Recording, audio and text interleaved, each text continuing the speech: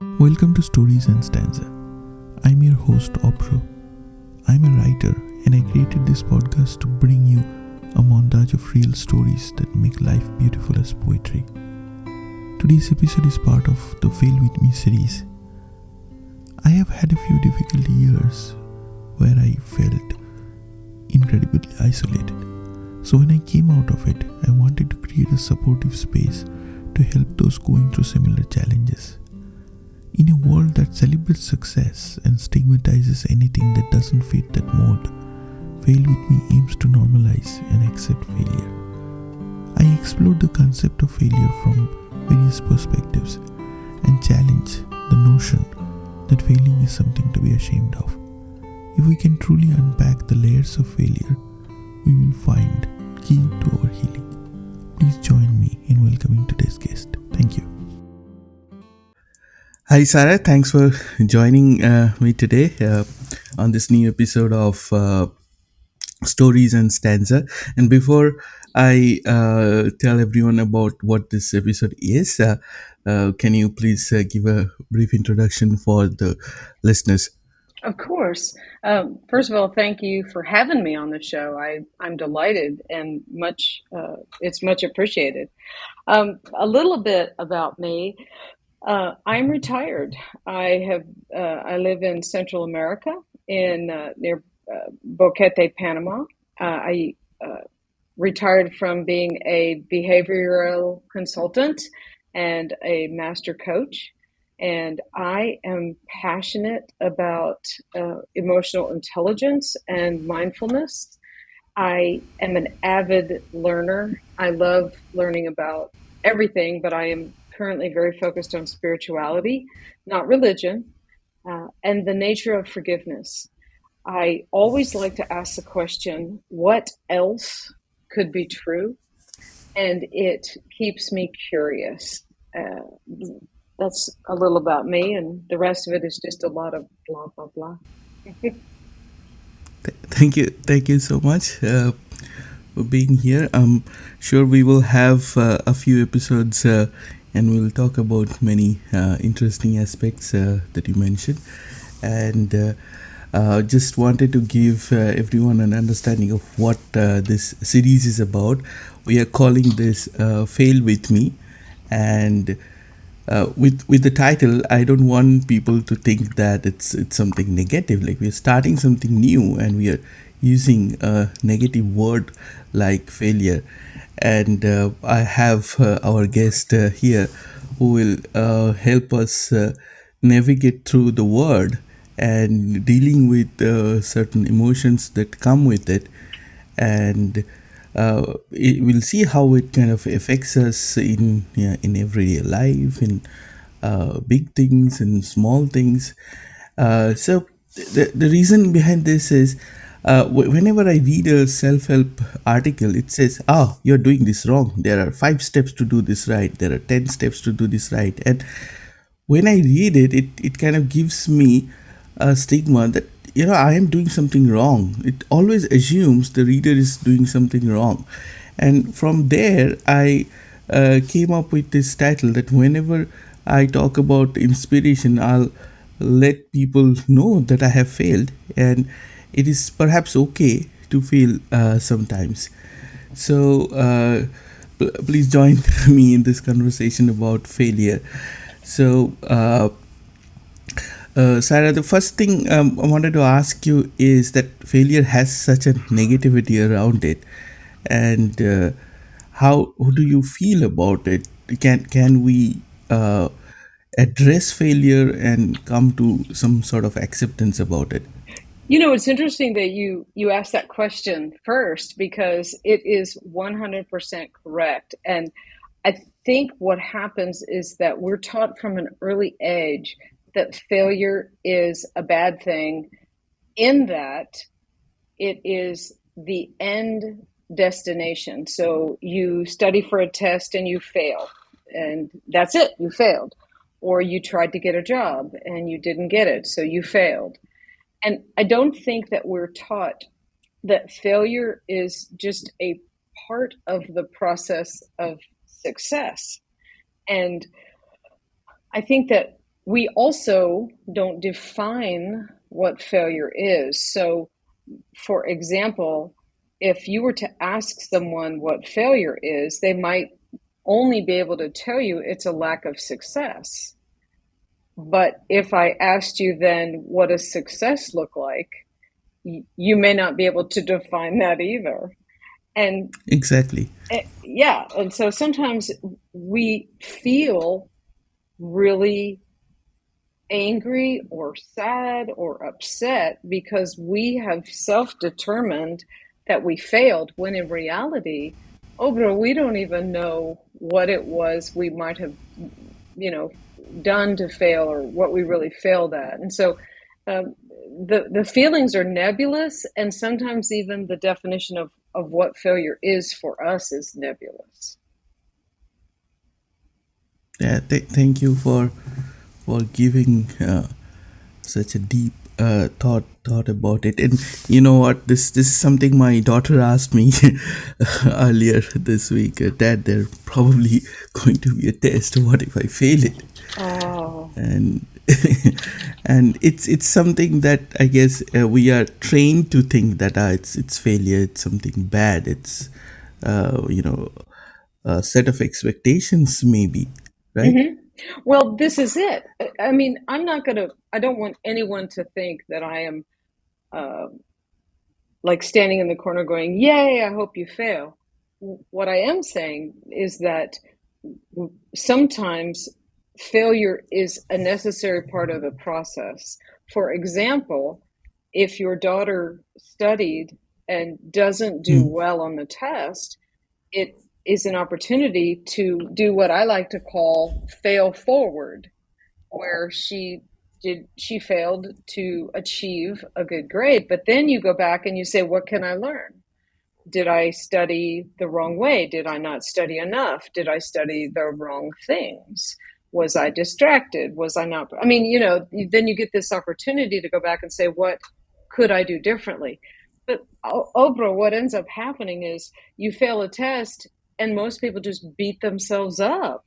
They don't learn anything. exactly. They just, Yes. I'm a horrible person. I'm a monster. I'm stupid. I'm whatever. And there is literally nothing good that comes from it. And I can only tell you that my successes in my life are a direct result of my failures. That I learned the hard lesson that failure has to be a stepping stone to success, not an obstacle.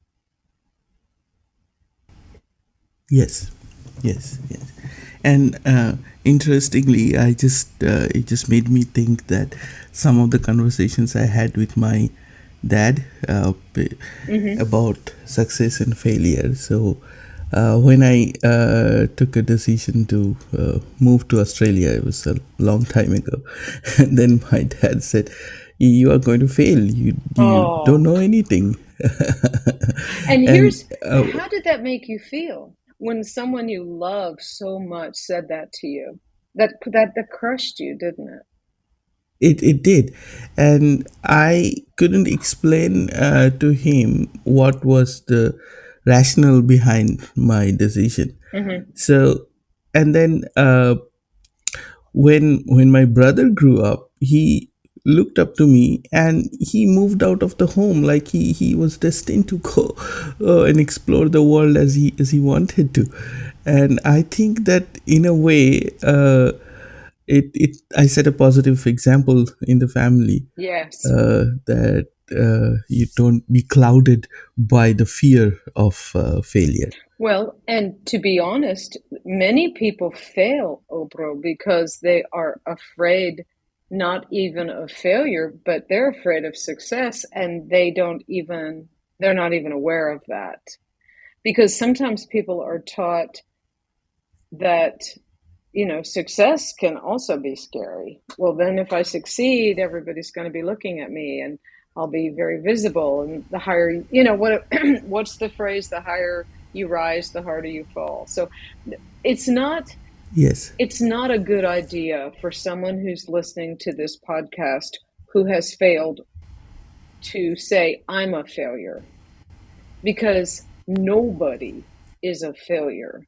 We fail, And I love the title that you picked, Fail with Me, because you and I have failed as many times as we have succeeded, and the only difference between us and someone who feels like they're a failure is that we recognized the need to learn from the failures. And I hope in a Y- future episode we can talk about how do we learn from yes. our failures. I want to. I mean, I have so many questions that I want to ask you, and interestingly, this another idea about failure I thought I'll bring up in our like initial discussions is, uh, people ask me that in relationships, that there are Hmm. successes and failures, and it kind of affects people quite a lot. So, for Okay, so example, I was just going to yeah. say, let me interrupt you and say, what is Hmm. a success look like and what does a failure look like? Because in your culture and in Hmm. Australia, in Yeah, your generation, yeah. it looks different than someone else in Australia who's from a different culture and a different generation. Yeah, I'm sure it looks very, very different. Why I asked that question is I'll try to answer both. So, uh, in my previous generations, like when I looked at my uh, parents and when I looked at some of my uncles and aunts, etc. So, what I feel is that in some cases it lacked a little bit of balance. Okay, maybe there was more pressure and expectation than the balance. uh, Yes, w- w- of course, yes. Because it's when we don't have balance or spoken expectations yes, that and this is something, uh, I guess, what I think personally, and in many cases I think very differently from my family, I'll tell you that. right. So for example, my extended family would always have some kind of opinion about parenting and things like that, and my thinking is very different from them, and I tell my daughter that go try this. Okay, you will know whether it's for Mm, you or not. love Okay, that. so you can fail, you can enjoy this, both can happen, and you will find what is right for you as opposed to me telling you. Okay, but I'll go back to the previous question once because that links to the understanding of failure a bit. So one of my uh, friends asked me that he was struggling in his marriage, and he asked me that how do you cope it up, and how does relationship work, how is that so perfect. And I told him that we I had my share of challenges, and I had my our troubles, and sometimes we solved them quickly, sometimes it took a longer time to navigate that, understand that. As I was saying, like, we had a few health problems last couple of years, and it took us a long time to come out of it. Okay, but only thing that we did was giving it the time it needed. Okay, and what happens in today's world, and this is what hurts me a little bit, is there is so much expectation on this perfectionism. Like, people think, oh, this is perfect, oh, their relationship is perfect, this is so good, and I am a failure. So I think somewhere it's defined by what others think about it. We let other people determine what is success and failure. Does that make sense? It absolutely does. And you've also touched on something else I think we need to talk about is perfectionism versus excellence. That many people Yes. identify failure because it isn't perfect, but the reality is it is excellent. And there's a big difference between the two, and we can talk about that. I also want to be sure I don't believe that relationships, even marriage, are forever. And I think that that is something that is taught in many, many cultures, that relationships are forever. And so when it isn't right anymore, when someone grows a different way or becomes a different person, or counseling doesn't work, or time doesn't work, or they just don't like each other anymore, that there is only one option, and that is a hostile failure. And it's always ugly. But what if we taught people, even if it's friendships or dating, and I'm not trying to change anybody's beliefs about marriage. I'm just saying for me. But what if we changed it to where there doesn't have to be a bad guy? That we can just say Yes. there's not a failure, we just aren't compatible anymore. And I still want the best for you, but we aren't taught that. Let's go back to what we said Yes. earlier. We're taught Yes. that it looks like this, success looks like this. And so anything Yes. short of that is failure. And that's an unhealthy perspective. Exactly. I absolutely um, agree on that thought. And I want to talk about this a little bit more in some of the next episodes. So we will come back to Okay. this question. So failure in like friendship and relationship is something that I want to give that a dedicated time of Sure. its own. I just brought it up because the chat reminded me of it. Absolutely. So yeah, so we did talk about a little bit about understanding failure and success. So the next thing I wanted to ask you is that see say we have failed on something. So how do we forgive ourselves? Like how do we not go and beat ourselves up about it and go easy, or So, not dwell on the mistakes? yeah. But that's a that's like two or three episodes, right? But Yes, yes, the short version is that we are not taught, by and large, most people are not taught how to love themselves. Girls are taught that it is, conceited, and boys tend to be taught to take care of other people, and that if they fail, they're not man enough, or they're not good enough, or whatever. And so the ability to forgive ourselves really comes back to our ability to love ourselves, that we give ourselves grace.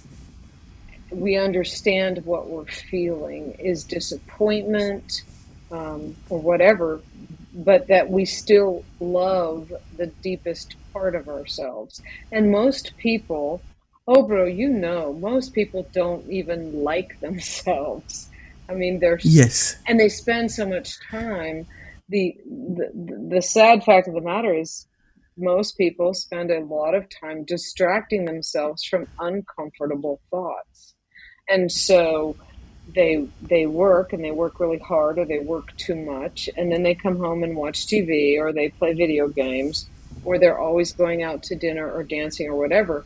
But if you were to ask someone to spend even 2 minutes, and I'm not being sarcastic, if you asked someone to spend 2 minutes in a room in silence, just breathing, they probably couldn't do it. And so our ability to sit with ourselves is really the root of being able to forgive, to love and forgive ourselves. yes. I wanted to mention something here that I was reading one of your posts some time back, and it touched me so deeply. Okay, so I Mm-hmm. was looking back in my life, and I was like really, really mad at some people. Okay, Yeah. and Right. and I realized that the grudge or the angst I had, like I was kind of harboring in myself. I If I just say it out loud that I forgive you, or I let you go, then I heal from that hurt that I'm keeping to myself. I really did this exercise. I cannot Yeah, remember exactly what post this was, and I right. read it and I said to myself that this person, you did this, but I forgive you. Okay, and it felt really good that Right. I'm not hurting from that anymore. Well, and a lot of times, I mean, Oprah, what we have to determine is what do we need? Like if you hurt me, if you like this is not I mean this is also about forgiving ourselves, but when we're also trying to forgive other people who maybe played a role in us failing, or your dad who said, "Well, you're going to fail." How do we forgive them? Is we have to decide what is it that you need, and you have to let go of that, because particularly in your case, when your dad is not ever going to be able to apologize, you're never going to be able to have that conversation. Yes, You have to be able to say, what do I need? And then you have to be able to let that go, because forgiveness, I mean, come on, when I say you need to forgive me, what does that mean? I mean, really, nobody really ever explains what that means. And so I yes, think when you say it out loud, I forgive you, I let go, you're letting go of that need to hurt that other person or to make them yes, pay for yes, what they did. Because it'll never be yes, enough. Restitution of any kind, an apology, nothing is ever going to really make it right. You have to let go of it from your end. yes.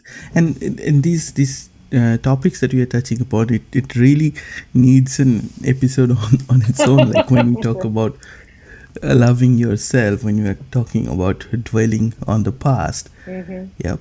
And can you uh,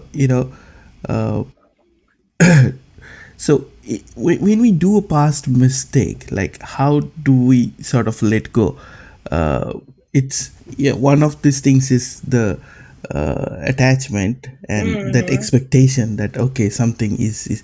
Well, I really like the way you explained this in your post, and more people should try to reflect that. Like I know a lot of people that they are hurting, and Oh, if yeah. they read that, I think it would make a lot of sense, right? Well, thank you. The other thing to remember is a lot of times when we're dwelling on the past, it's because Yeah, we're trying to make sense of it. We're trying to understand what happens. That's our lizard brain, which the lizard brain is the most primitive part of our brain. And until we can learn to recognize when it is acting up, and until we yeah, can learn to control it or control our response to it, we can be stuck in a cycle of loathing and dwelling um, for a long time. And failure is, I don't, I'm going to say this and then I'll fix it. Failure is a myth. Okay, think about it. Failure means that I didn't meet an expectation. Okay, but whose expectation? What were all the dynamics that kept me from making that goal or reaching that goal? I mean, I think if we just say, "Oh, I failed," then basically we tripped over a rock, and instead of looking at the rock where we tripped, we look at where we fell. yeah. And so we have to look at what is tripping us up.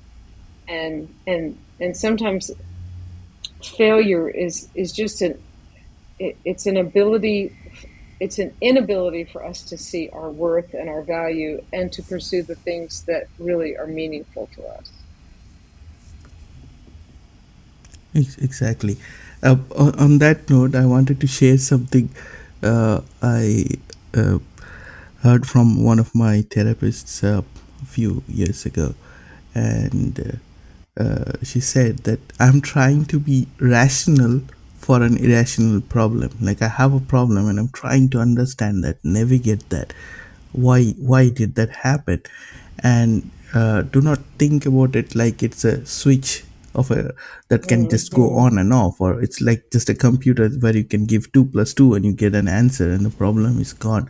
Like many times the problem is difficult to understand. Like we don't know why it happened, but we get so hung up that why it happened, and Right. then we burden ourselves with that thought of failure.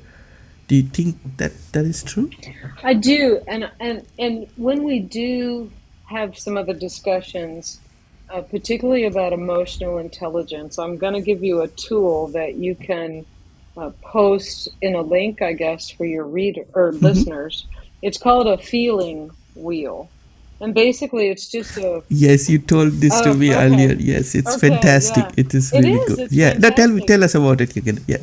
Well, so in this case that you've given, you're trying to be rational for an irrational problem. So you failed or you didn't achieve a goal and you feel a certain way. You might feel angry. I might feel sad. Someone else might feel, um, fearful.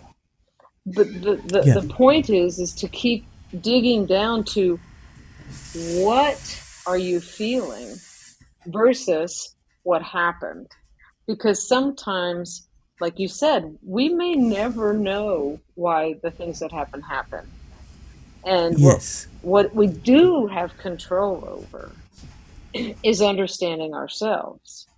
And so I think you're exactly right that we do try to be rational for an irrational situation, and you nor I nor anybody who's listening can control how you feel. You can't. You think you might, and you might stuff it or suppress it. But the reality is, you can only control how you react to how you feel. The Yes. question is, what happens next? And at that point, you regain control of whatever situation has happened. Correct. Correct. Yes, we are very superficial, and this is our first episode. I'm sure we will have like lots and lots and lots to talk about each of these areas. But I'm hoping that this is giving our listeners a moment to reflect. Mm-hmm. And I'll definitely keep a link of the will, and I'm sure it is going to uh, um, help others as well. And we will come back to like this in another episode, and we kind of understand this a little bit better. Okay, and then I have one last question for today's session. And again, before that, I'll thank you because Oh, I read thank something you. This is you I have mean, it's a you have joy to written. talk to you. So yesterday I was not having a very good day. Okay, so and I was in a meeting, and I really wanted that meeting to end sooner, and it was just getting dragged on, and I kind of lost my temper, and I was like visibly angry, and I said who I was angry with. And then I was thinking, then I came out of the meeting, and still I was not feeling all right, because I was thinking that, okay, I've become angry, I've kind of heated up myself, and I'm not coming back to my normal. Okay. And then I remembered that you wrote something that we are not our best every day, Mm, and that was a fantastic thought, and I really want you to explain that a little bit more sure. for everyone. The concept of failure, I think, is tied into the unhealthy and inaccurate belief that we need to be our best every day, and best is defined at 100%. And, we have to be all Yes. these other things. And the reality of it is that I think we have to move from what is the best I can do today, uh, you know, uh, and the best changes from every day. I think our best changes from day to day. So in this case, your best was, you probably could have been more angry. You probably kept your anger in check a little. And the thing about being our best, it looks different. You're tired one day. You're overwhelmed one day. You're distracted one day. So Oprah, I think the thing is that the question of doing or being your best has to come back to, are you doing your best right in this moment with what you have to work with? And that's the only definition of, are you doing your best? And okay, so you lost your temper, and that is not how you wanted to respond. So then you say, well, that wasn't my 100%, but in that moment, that was the best I could do. And Exactly. yeah, Yes. and so And that is what I told myself, that this is not how what I wanted to be, but that is one of, it's like I took that as a failure, that I shouldn't have mhm. lost my temper. And then I went back to what you wrote, and what I read about in this post, saying that you don't have to be your best. And I said that to myself a few times, and I calmed myself down Well, from and I there. think we So I have to say, my phrase is, I'm doing the best that I can. And then, like in this case, you lost your temper. The other question is, what happened next?